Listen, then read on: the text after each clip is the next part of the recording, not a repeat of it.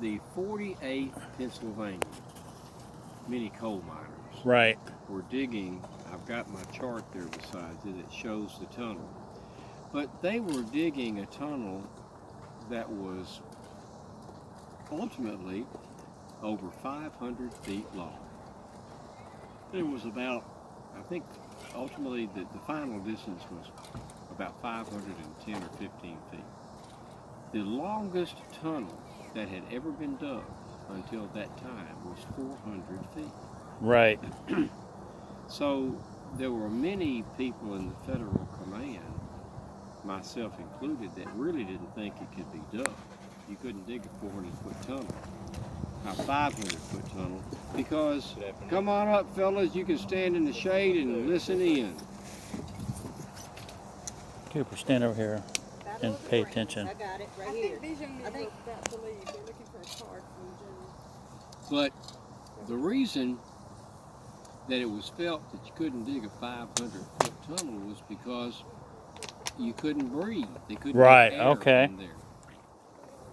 So what the commanding officer that dug the tunnel, Lieutenant Colonel Henry Pleasance, what he did was come up with the concept of reversing what you do with your fireplace at home. The theory of the way a fireplace works, the physics is, as the wind blows across the top of your chimney, it pulls the smoke out. Lieutenant Colonel Pleasance dug an air shaft down just inside of the tunnel, and he built a small fire that he kept burning around the clock, like a fireplace fire. And the fireplace type fire that he had, and he sunk a shaft. Right. See that, boys, on the map? He sank a shaft down just inside the entrance to the tunnel and built that small fire.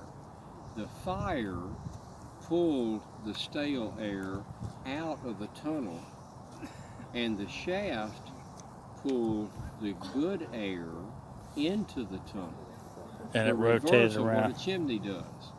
Chimney pulls smoke and heat out and fresh air into the fire. This shaft in the tunnel with the fire down near it pulled out bad air and in good air. And that enabled them to dig a tunnel that was more than 500 feet long. It was an engineering, it still is an engineering marvel.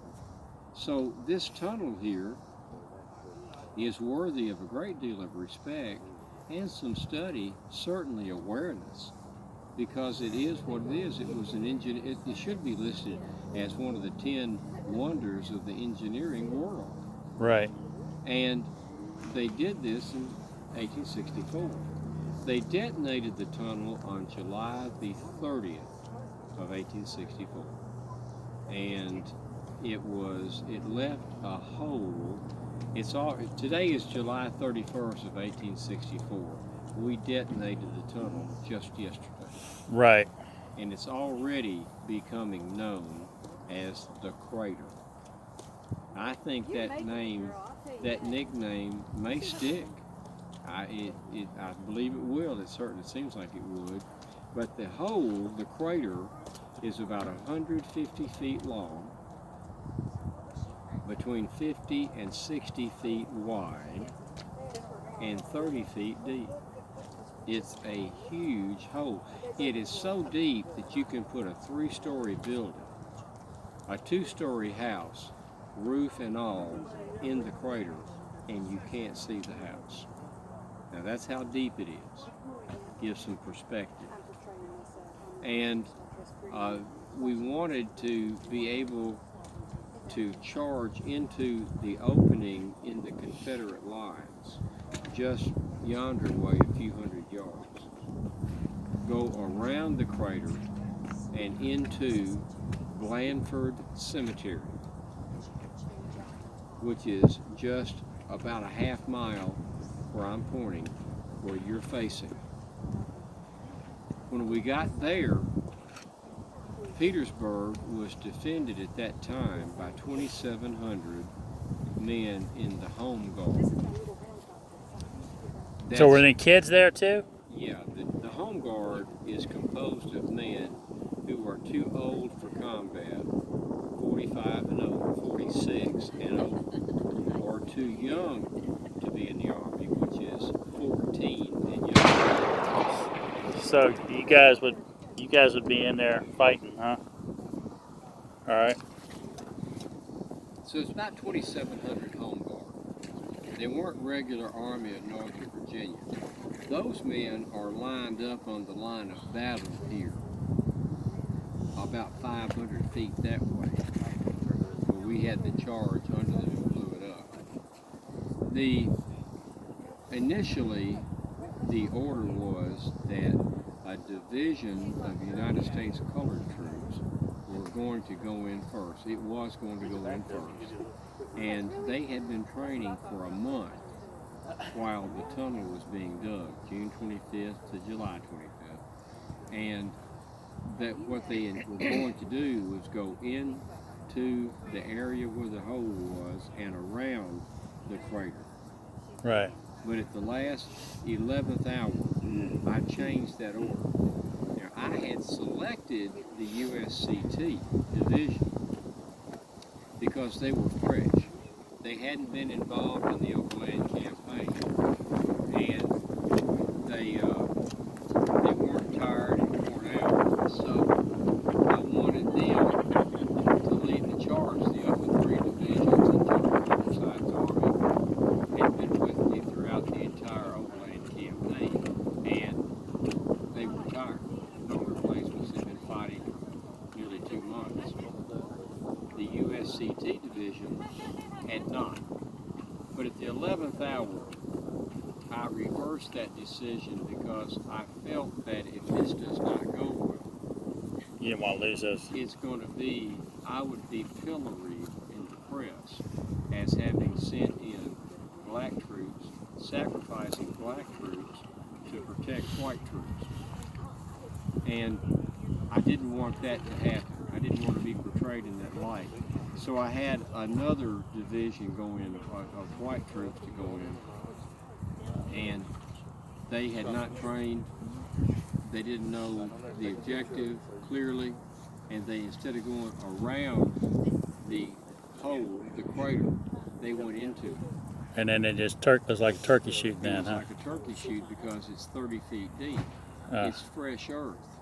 You can't climb, you can't get out. The soldiers kept pouring in. The ones that behind didn't know that they're going into a hole or that you couldn't get out of it. So they're pressing forward. Then the USCT comes in as a support. They go in the hole too. So in just minutes, you've got hundreds of men in a 30-foot deep by 50-foot wide by 150-foot long hole. So how many kids were, or how many soldiers were killed on both sides that day, estimated? The total losses, the Federals, we lost 3,800 men. 1,500 of them were captured. 2,300 killed and wounded. The Confederates lost 1,500 killed and wounded. Right. So y'all remember we were figuring out y'all's school is 500 kids? So it'd have been about 7-8 times your whole school wiped out in one day. Soldiers. And it was horrendous.